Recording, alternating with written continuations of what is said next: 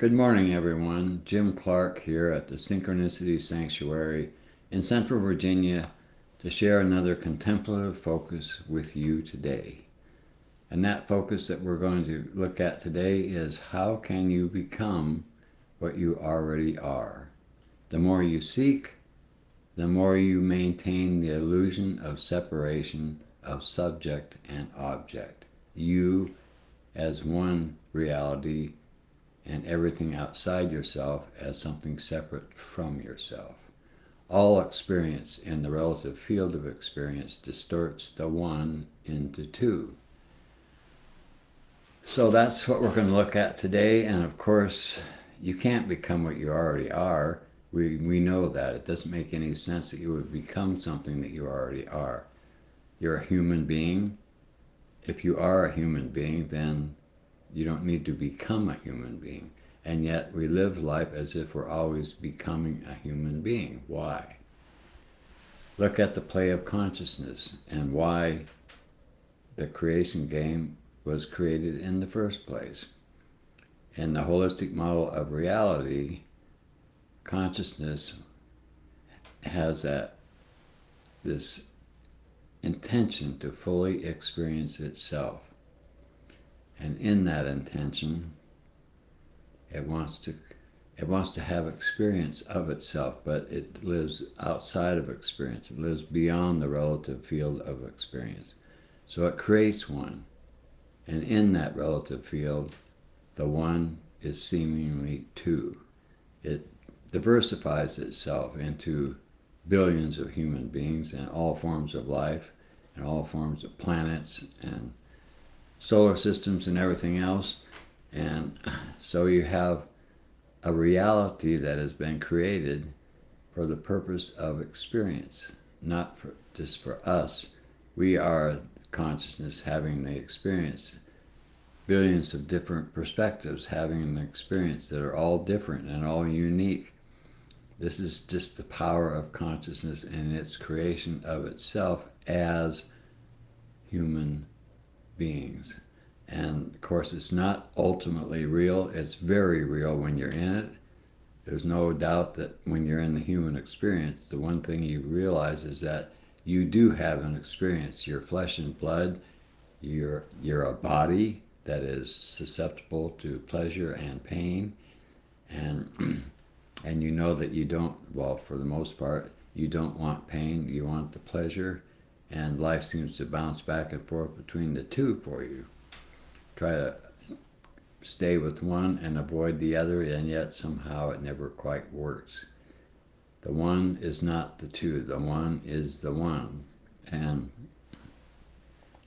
part of the experience of being human is that you're born into a world as a blank sheet. You know nothing. You look at the babies who are newborn and you see nothing in their eyes but emptiness.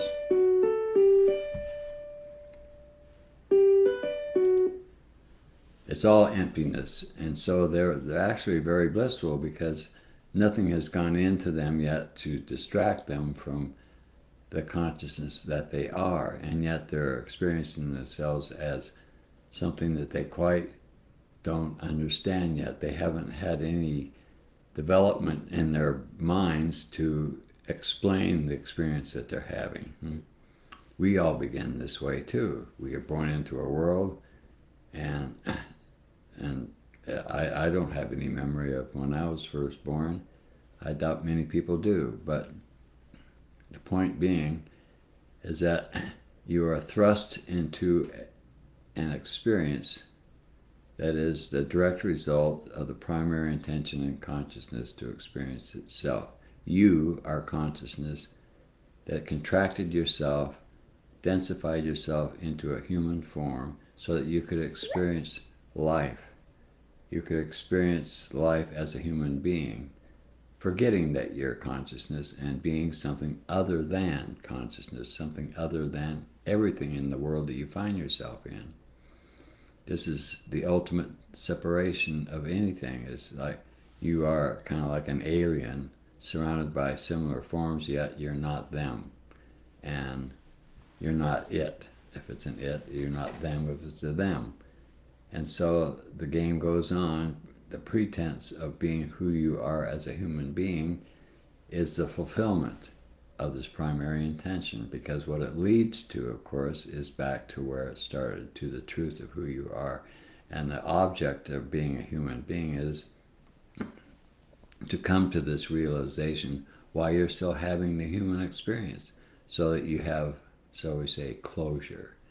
You have done your part, you've evolved yourself from the involutionary beginning of the play of consciousness to the evolutionary stage of consciousness, and you have successfully at the end realized who you really are and dissociated yourself from the ego, which was the vehicle that you use in your human experience to have that experience. You're born into a world you know nothing, and then you're surrounded by first doctors and people in the hospital and your mother, and then you're surrounded by your family, and then you're surrounded by people in your school, and then you're surrounded by people in your university or your workplace, and on and on and on, and you keep acquiring identities in all these circumstances, and you begin to form who you are in this illusion. I am, and you give your name. I am, and you give your job. I am, and you give your resume, and so forth and so on. So you become addicted, shall we say, unconsciously, to all these things that you acquire and you run into in your life, and you define yourself as this. And once you define yourself as whatever it is you define yourself as, then you're caught into being that. But that is not the truth of who you are. So there's a dichotomy, there is friction, there is a contradiction inside yourself. And this is, shall we say, it generates friction, it generates a conflict within yourself, even though it may be very unconscious in the beginning. Eventually, it has to be resolved. Eventually, it comes to the surface, and you are thrust into the evolutionary part of your consciousness, and you start to return back to who you are. You don't see it that way at first. Life just takes you there. It's like before I had my awakening experience and began to meditate in my life, I had no desire to meditate, even though I knew about it. I even had some friends that were doing it, but didn't attract me at all. So the truth of who I am was still very, very unconscious in my experience. And it didn't open up until the time was right for it to open up, until life brought me to a point where that experience would help serve the purpose of myself becoming more aware of who I truly am and experience myself as consciousness while I'm still alive. This is a process that happens when you're ready for it to happen. It happens for every individual in existence sooner or later. That might not happen in this lifetime for everybody. Of course it won't, because there's always people who are fairly new to the human experience, and they're still going through the involutionary phase of their evolution, even though it's all evolution, where they are experiencing who they are not until they are full in that experience, until they've had enough of being who they are not, that they're no longer attracted to be who they are not. They're not attracted to the game of being a human being with a name and a job and so forth and so on, because there's something missing. They want something more. They sense it. And this happens to people when they are at that stage in their evolution, and when it does, when you become ready for that experience, it happens. Life will bring you to it.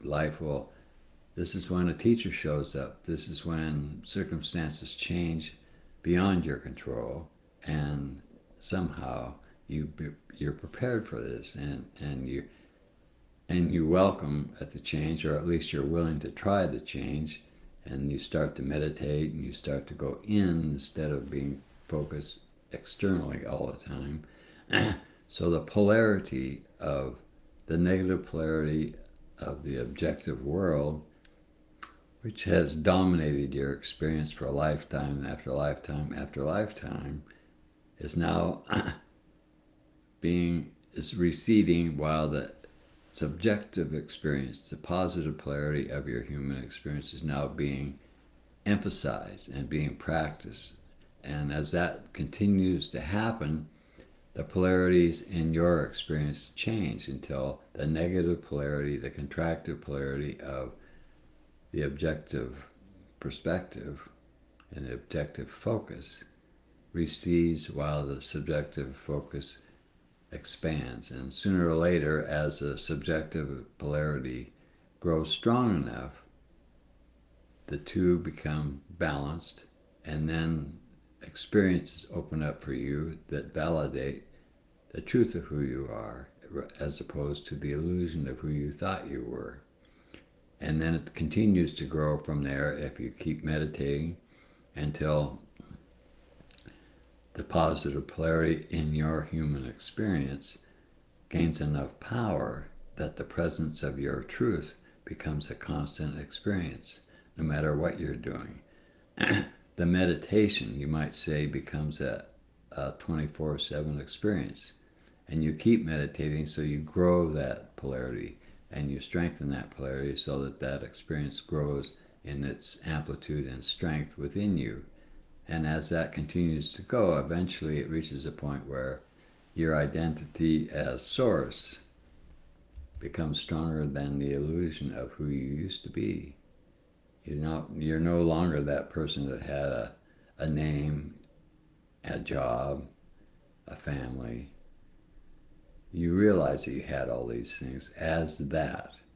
But what you also realize is that before you had any of that, and after all that goes, that presence that you feel you are, that you experience yourself being, is who you will be after this life and on to whatever comes next. So that's really kind of it in a nutshell. You can't become who you already are, but you can realize who you already are as your evolution brings you to that point in your experience. Not before, but when you're ready, even though you may not think you're ready, because that's when it shows up, and that's when you embrace it and start to experience meditation and a holistic lifestyle, and to develop the imbalance to the negative to an imbalance to the positive, so that you can grow your awareness until you discover the truth of who you are, and therein you satisfy the urge of consciousness to fully experience itself. It comes out of the pretense of who it is not into the realization of who it is through every individualized form of itself. And this is the game of consciousness, the creation game. It's how it works, and it does work, and consciousness is definitely orchestrating the show. My life was certainly a testimony to that, because every experience that brought me closer to my truth happened in spite of myself as an ego. It prepared me to say yes when the time and the opportunity to go further into myself came to me. And it's what kept me here for all these years, and I still am here, and I still practice my meditation, and I still grow my positive polarity as much as I can every day, because it feels good, because it's so much more pleasurable than living in the ignorance that used to dominate my life. And this is the experience that all meditators have shared. Everyone that has come to Synchronicity and used our meditation system testifies to this fact, and validates who we are and what we do, and who they are and what they do. And that's what I wanted to share with you today. Don't become who you already are. Discover who you already are. And that's the name of the game. And sooner or later, you're either in it or you will be in it. So rejoice, because the choiceless choice is going to bring you to the bliss of your own truthful self. Thank you so much for watching, and I hope I see you again here next week.